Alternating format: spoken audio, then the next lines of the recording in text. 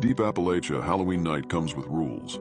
I've lived my entire life in a holler on the outskirts of Wyoming County, West Virginia, deep in the mountains of Appalachia. It's a place so remote most folks don't even know it exists on a map. Just a handful of families and dense, unforgiving woods. This place doesn't have neighborhoods, doesn't have sidewalks, and most definitely does not have trick-or-treaters on Halloween. Halloween isn't a holiday here, it's a test. My family and the others who've lived here long enough to know follow a set of rules on Halloween night. It's not tradition or superstition, it's survival. Those who didn't follow the rules didn't live long enough to tell anyone about it. Our rules aren't just about keeping doors locked or avoiding dark places. They're specific, with reasons rooted in events we don't talk about.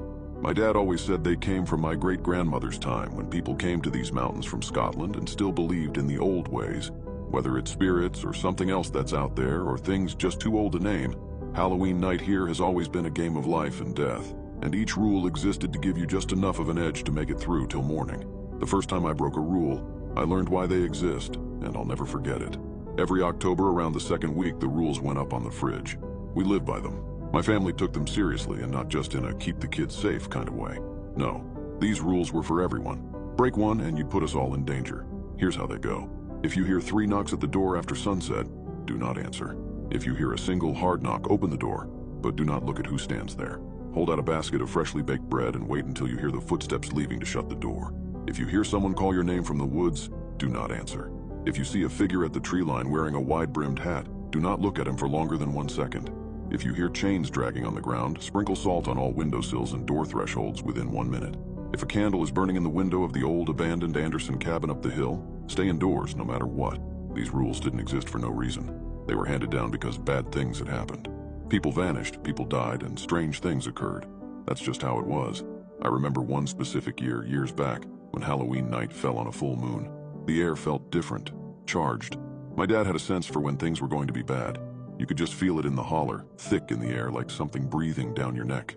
Dad told us to get all the preparations done early. "Salt the windows now," he instructed, standing by the door, his face tight with worry. "We're not waiting for the chains." I followed his orders without question, pouring salt along each windowsill and at the front and back door thresholds. My brother was baking bread, already anticipating rule number 2, the one we hated the most. It was the one that forced us to interact with whatever knocked, whatever stood on the other side of that door. We never knew who or what it was, but we knew if you didn't offer bread or if you dared to look, it wouldn't be good. By late afternoon, the house was fortified. The bread was cooling on the counter, its smell filling the kitchen. The fire was lit, burning low, and a 12-gauge lay across Dad's lap like it always did on Halloween. Isaac, my younger brother, sat closest to the window, glancing out every now and then. We had about 3 hours before sunset. The rules were clear, everything bad happened after dark. But the waiting was the worst part. The longer we sat there, the more anxious we became. "Did we use enough salt this year?" Isaac asked quietly. Dad didn't answer. He just stared into the fire, gripping the gun tighter. That was answer enough. The first knock came just after dark. A single knock, slow and deliberate. Isaac and I froze, staring at the door. Dad stood up, motioning for us to stay back and be quiet. I swallowed hard, heart pounding in my chest. It was time to follow Rule 2. Without a word, Dad picked up the basket of bread from the counter, freshly baked, still warm. He walked to the door, resting one hand on the knob. "Remember," he said, his voice low and steady. "Don't look." He opened the door just wide enough to slip the basket through the crack, his eyes focused on the floor. The warm smell of the bread wafted out, and I could hear a faint shuffling on the porch.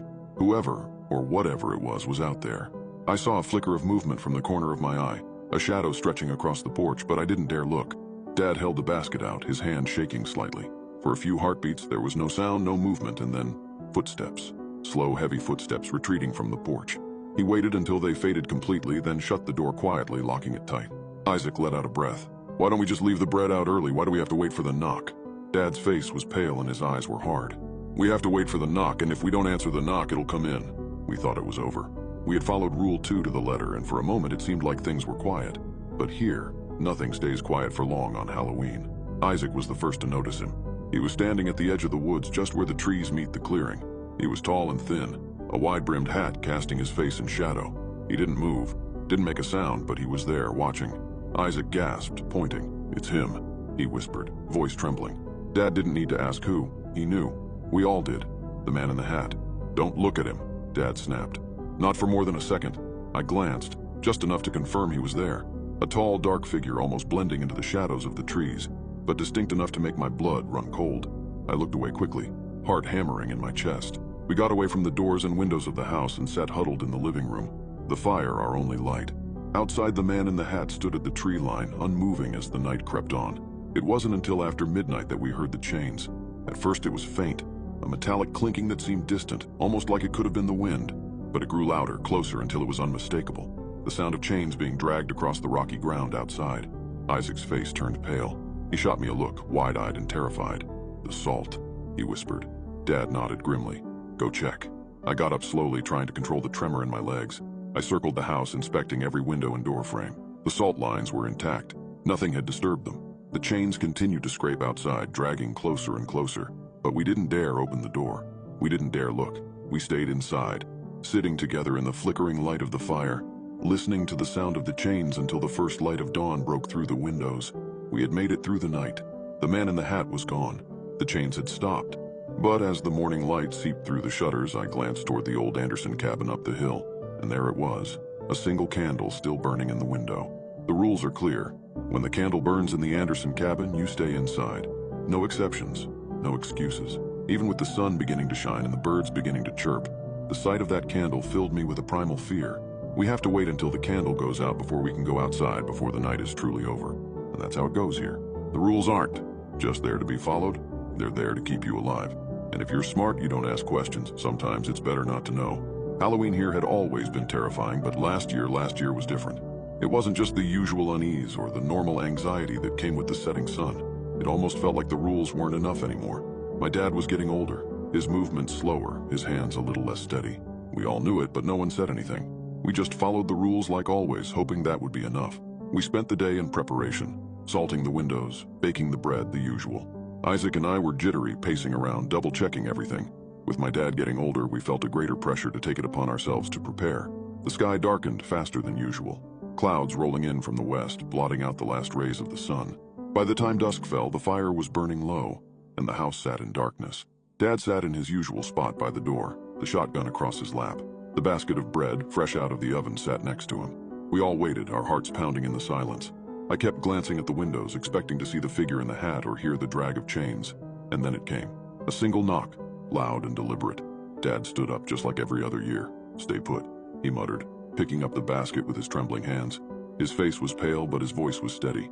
Isaac and I exchanged a nervous glance as Dad approached the door.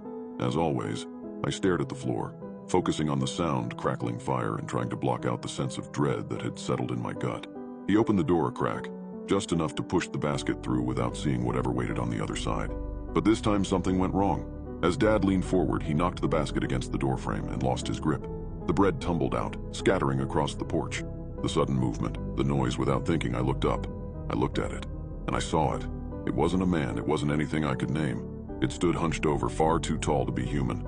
Its limbs were unnaturally long, its skin pale and stretched tight over bones that jutted out at odd angles. Its face was sunken, like a skull with pale white skin pulled tight over it, and its eyes were wild and wide, too wide, like it didn't have eyelids. Its mouth opened unnaturally wide, a black gaping hole that emitted a horrible, deafening wail. It was a sound I had never heard before, like metal scraping against stone, but worse. It drilled into my skull, making my ears ring and my vision blur. Before I could react, before I could even scream, the thing lunged. Its bony hand shot out, grabbing my dad by the collar. In one terrifyingly quick motion, it yanked him off the porch, dragging him toward the woods. The sound of his body scraping against the ground, his muffled cries, and the creature's horrible wail all blurred together into a scene of pure terror. Isaac screamed first. I was frozen, my mind unable to comprehend what had just happened. But Isaac's scream jolted me back to reality. "Dad!" Isaac yelled, bolting for the door. I followed, my legs shaking and my heart pounding so hard it felt like it would burst out of my chest. We ran out into the cold night air toward the edge of the woods where we could still hear Dad's faint cries. But before we could take more than a few steps, I saw it, the candle, a single flickering light in the window of the old Anderson cabin. My blood ran cold. We had come outside when the candle was burning. I grabbed Isaac's arm, pulling him to a stop. "Wait," I whispered, voice shaking. "The cabin." As if on cue, the door of the cabin suddenly flew open with a loud crash, as if something unseen was about to come storming out. Something angry, something that should not have been awakened. "We have to go," I shouted, dragging Isaac back toward our house. We scrambled inside, slamming the door shut behind us. I locked it, my hands trembling so badly I could barely turn the key. The shotgun was still on the floor by Dad's chair, but it felt useless. What good would it do against something like that? But the night was far from over. We huddled in the living room, terrified, waiting for the next rule to break. Isaac was crying, his hands shaking as he tried to steady his breathing. I stared at the door, half expecting something to come crashing through at any moment. The chains came next. We heard them clattering on the ground, dragging closer and closer. I grabbed the bag of salt, getting ready to double-check the lines of salt we had placed down earlier. The chains dragged right up to the front door, the metallic clinking echoing in the silence. I could hear it just outside, scraping against the wooden steps of the porch. But I knew the salt would hold. It always did. Or so I thought. Isaac was the first to notice it. We had forgotten to resalt the front door threshold after going outside. The wind from the open door had disturbed our salt line. Just as I was about to rush toward the door to resalt it, I heard the chains and a creaking against the door. It sounded as though a heavy weight was slowly leaning against it. I knew we didn't have time. I began to back away, motioning to Isaac to go to the bedroom. Isaac screamed as the door burst open. We ran into the back bedroom, hearts pounding, breaths coming in ragged gasps. I quickly salted in front of the door to the bedroom and checked the windows. "It's in the house," I whispered. I could feel it, a presence, something cold and malevolent creeping through the house toward us. I don't know how long we waited or how long we listened to the chains pacing back and forth through our house. Eventually, we heard them go back outside. Slowly, we left the bedroom and quietly closed and locked the front door. I placed a fresh line of salt in front of the door and breathed a sigh of relief. We were safe, for now. And then we heard it again. A knock, but not the single knock, and not the 3 knocks. This was something new, something that didn't fit the rules. It was a rapid, frantic pounding, as if whatever was out there wanted in now. My heart stopped. The rules didn't cover this. Isaac looked at me, eyes wide with terror. "What do we do?" I didn't have an answer. The pounding grew louder, more desperate. The windows rattled in their frames and the fire flickered, casting wild shadows on the walls. Whatever was out there was angry, angrier than anything I had ever felt before. "We just wait," I whispered, my voice barely audible over the noise. "We wait until daylight." The rest of the night was a blur of terror. Every minute felt like an hour, every sound made my heart leap into my throat. We didn't sleep. We didn't dare move from the living room. We huddled together in front of the fire, clutching the shotgun like it was our last hope, and quietly crying over the loss of our father. The pounding on the door never stopped. The chains outside the house dragged back and forth, a constant reminder of the horror that waited just beyond the walls. And through it all, the candle in the Anderson cabin burned bright, flickering in the distance like a beacon of death. But somehow we made it. By the time the first light of dawn broke over the mountains, the sound stopped. The pounding ceased. The chains fell silent. The candle in the cabin flickered out. We had survived another year. Barely. But Dad never came back. Halloween in our holler had always been a test. But last year it wasn't enough. Breaking the rules cost my dad his life, and everything is different. And I can't shake the feeling that this Halloween will be worse.